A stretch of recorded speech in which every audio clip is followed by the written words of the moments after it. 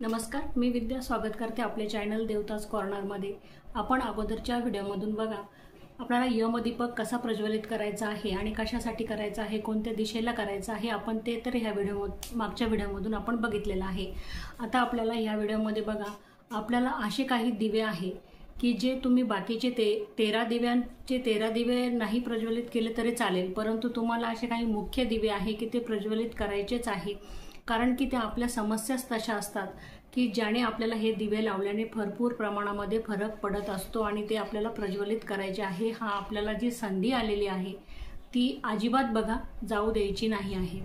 आता हे 13 दिवे कशाचे प्रतीक आहे तर 13 दिवे गणपती, कुलदेवता, लक्ष्मी माता, कुबेर देवता आणि धन्वंतरी देवता, गोमाता, तुलसी माता, यमदेवता, पितरांसाठी, चंद्रगुप्तांसाठी, अग्निदेवता आणि जलदेवता यासाठी आणि मुख्य दरवाजांजवळ एक दिवा, असे दिवे आपल्याला प्रज्वलित करायचे आहे। ते 13च्या वरती झाले तरी चालतील, परंतु 13 दिव्यांना अतिशय मान आहे।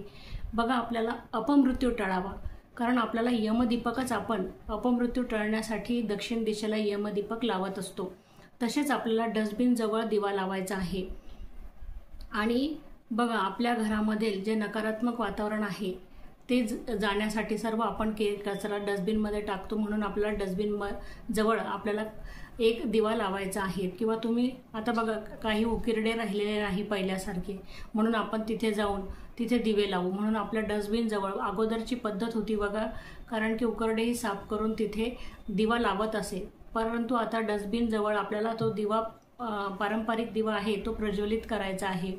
तसेच आपल्याला सुख शांती आणि समृद्धी, आपल्याला ऐश्वर्य वैभवासाठी लक्ष्मी जवळ देवाऱ्यामध्येच तो आपण दिवा लावायचा आहे। किंवा तुम्ही सेपरेट लक्ष्मी मातेचा फोटो किंवा मूर्ती असेल त्याची पूजा करून जर तो दीपक प्रज्वलित केला तरी चालणार आहे। तो आपल्याला ऐश्वर्य आणि समृद्धीसाठी दीपक लावायचा आहे बघा। त्यामुळे काय होतं तर लक्ष्मी माता आपल्याला प्रसन्न होते आणि सुख समृद्धी आपल्या घरामध्ये नांदते। त्यासाठी आपल्याला लक्ष्मी मातेजवळ सुख समृद्धीसाठी दिवा लावायचा आहे। तसेच आपल्याला सुख शांतीसाठीच घरात नांदावी, आनंद नांदावा, आनंद व्हावा, म्हणून जो आपलं सुख आहे ते टिकून राहावे म्हणून आपल्याला मुख्य दरवाजांजवळ एक दिवा लावायचा आहे। पितरांजवळही, पितरांच्या फोटोजवळही आपल्याला दिवा प्रज्वलित करायचा आहे।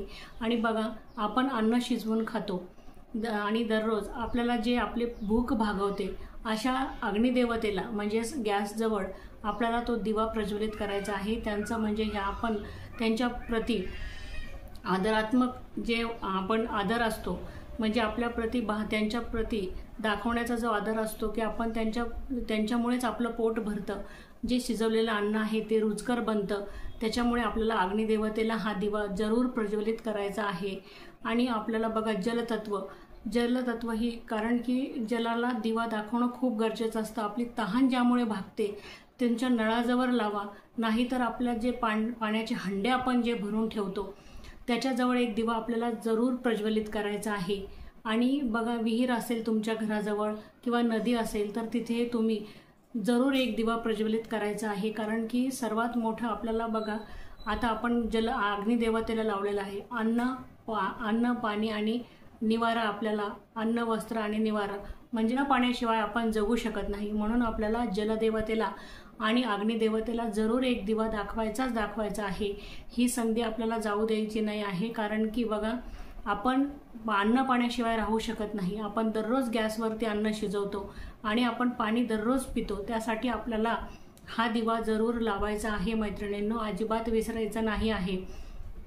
बघा कोणत्याही व्हिडिओमधून तुम्हाला जर चांगली माहिती मिळत असेल तर तुम्ही तेही व्हिडिओ जरूर बघत जा, की वेगवेगळ्या व्हिडिओमध्ये वेगवेगळी माहिती जरूर सांगितलेली असते मैत्रिणींनो, म्हणून सर्व व्हिडिओ तुम्ही बघत जा आणि ते उपाय आपल्याला केल्याने जे कोणी सांगतं ते खरोखरच म्हणजे शास्त्रीयदृष्ट्या आपल्या शास्त्रामध्ये सांगितलेलं असतं, धर्मामध्ये सांगितलेलं असतं, तेच आपण व्हिडिओमधून तुमच्यापर्यंत ती माहिती पुरवत असतो आणि आपण ते उपाय करत असतो आणि ते उपाय आपल्या समस्यावरती समाधानासाठी आपण करत असतो। अनेक उपाय त्यामध्ये सांगितलेले असतात। आणि बघा आपल्याला आणखी एक जो दिवा लावायचा आहे की आपल्याला संकटापासून मुक्ती आणि आर्थिक अडचणींवरती जी मात कारण आर्थिक अडचण ही आपल्या आयुष्यामध्ये भरपूर प्रमाणामध्ये असते. कधी कधी बघा सुचत नाही आपल्याला अशा आर्थिक अडचणींवरती मात कशी करायची आहे. संकटांपासून आपल्याला वाटतं की एक संकट गेलं की कधी कधी कोणाच्या बघा आयुष्यामध्ये दुसरं संकट उभं राहतं. अशा वेळेस आपल्याला कळत नाही की ह्या संकटांपासून कशी मुक्ती मिळवायची आहे, कसा आपल्याला सुटकारा मिळवायचा आहे, कशी सुटका आपण त्यामधून करायची आहे. तर आपण असे काही उपाय असतात की ज्याप्रमाणे आपल्याला कळत नाही की कळत न कळत आपल्याला कोणाची कृपादृष्टी लाभत नाही, अपदृष्टीची आपल्यावरती होत असते.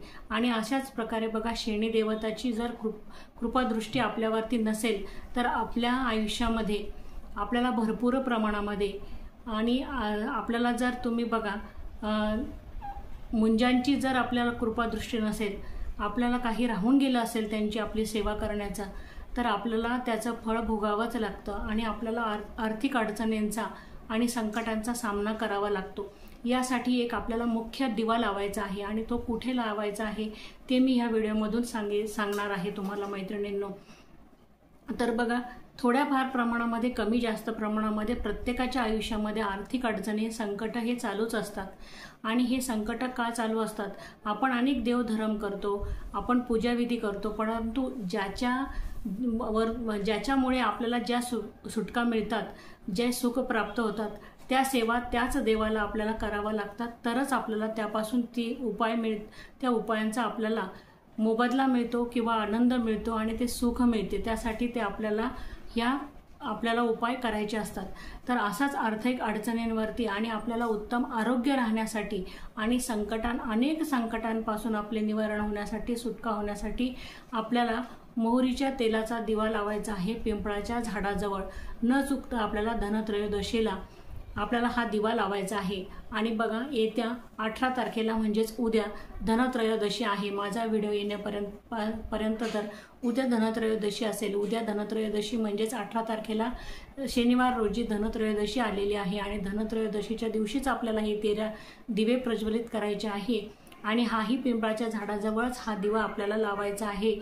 आणि आर्थिक संकटांपासून आणि आपल्याला बघा आरोग्य प्राप्तीसाठी, संकटांपासून मुक्ती मिळण्यासाठी हा दिवा आपल्याला पिंपळाच्या झाडाजवळ प्रज्वलित करायचा आहे. आता पिंपळाचे झाड आपल्याला शोधले तर आपल्या घराजवळ कुठे ना कुठे आपल्याला मिळूनच जाते आणि तिथे जायचं आहे आणि हा दिवा आपल्याला एक प्रज्वलित करायचा आहे, एक दिवा लावायचा आहे. न विसरता हा दिवा आपल्याला धनत्रयोदशीच्या दिवशी पिंपळाच्या झाडाजवळ आपल्याला लावायचाच आहे. आणि समृद्धी मिळवण्यासाठी, ऐश्वर्य प्राप्तीसाठी बघा आपण काम कशासाठी करतो तर आपल्याला लक्ष्मी प्राप्तीसाठी आपण करत असतो. लक्ष्मी मातेची सेवा का करत असतो, कुबेराची सेवा का करतो आपण, धन्वंतरी देवता कुबेराची बघा लक्ष्मी मातेची सेवा का करतो आपण, कुबेराची का करतो तर आपल्याला धनप्राप्ती होण्यासाठीच आपण करत असतो. म्हणून असं आपण लक्ष्मी मातेला दिवा लावायचाच आहे. आणि आपण ह्या दिवशी कुबेर पूजन, धन्वंतरी पूजन करणारच आहोत, त्यामुळे तिथे दिवा लावल्याच जाणार आहे. आणि आपल्याला त्याच्यामुळेच ऐश्वर्य आणि धनसंपत्ती लाभणारच आहे. परंतु पिंपळाच्या झाडाजवळ जर आपण दिवा लावला तर आपल्याला आर्थिक संकटांपासून आपल्याला लाभ होतो आणि संकटांपासून आपल्याला मुक्ती मिळते. त्याच्यामुळे आपल्याला पिंपळाच्या झाडाजवळ हा न विसरता दिवा लावायचाच आहे. तर बघा मी सांगितलेलंच आहे की आणि तुळशी मातेजवळही आपल्याला दिवा लावायचा आहे. का तर बघा तुळशी माता ही आयुर्वेदिक तिचे गुणधर्मही तितकेच आहे आणि आपल्याला सकारात्मक वातावरण देते, जी शुद्ध वातावरणाला शुद्ध बनवते तुलसी माता. म्हणून वातावरण आपलं आनंदी राहण्यासाठी आणि सकारात्मक वातावरणाची निर्मिती होण्यासाठी आणि ते टिकून राहण्यासाठी आपला तुलसी मातेलाही दिवा जरूर लावायचा आहे, जरूर प्रज्वलित करायचा आहे. आणि असाही आपण लावणारच आहे. तर माता भगिनींनो, हे जे दिवे आहे पितरांसाठीही न विसरता त्यांची कृपादृष्टी होण्यासाठी आपल्याला दिवा या दिवशी त्यांच्या फोटोजवळ अवश्य लावायचा आहे. आणि यमदेवतेला पण दक्षिण दिशेला तोंड करून आपल्याला एक दिवा प्रज्वलित करायचा आहे. आणि मी तुम्हाला कसा करायचा आहे, कोणत्या दिशेला उभे राहायचे आहे हे मागच्या व्हिडिओमधून सांगितलेलेच आहे. तर आपल्या चॅनलवरती तो व्हिडिओ तुम्ही जरूर बघा. आणि बघा असे व्हिडिओ तुम्ही दुसऱ्यांचे पण सर्वांचेच व्हिडिओ बघत जा, कारण की आपल्याला प्रत्येक व्हिडिओमधून काही ना काही शिकायला मिळत असते.